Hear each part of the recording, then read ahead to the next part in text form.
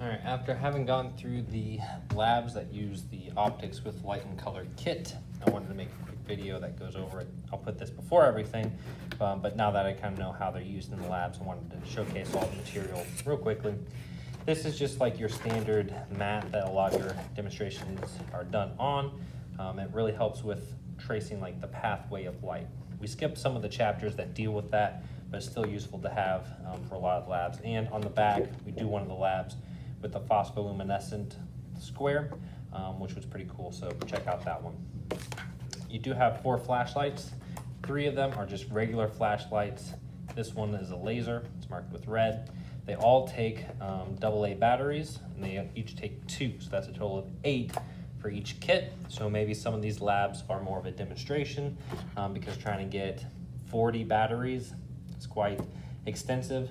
There's a reminder to take these out when you're not going to use them, because they will go bad inside of there and kind of ruin the flashlight. I've gone ahead and donated my 8 batteries to Northeast High School. Thank you again for letting me use your school, even though I don't think I asked you permission.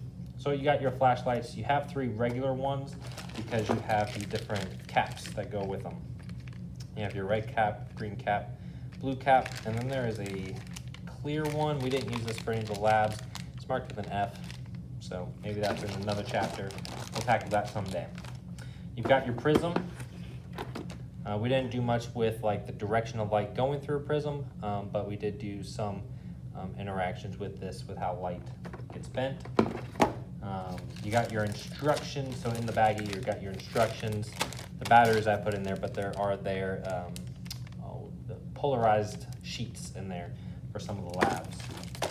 This block, I'm not going to pull it out because I'm struggling to get it in.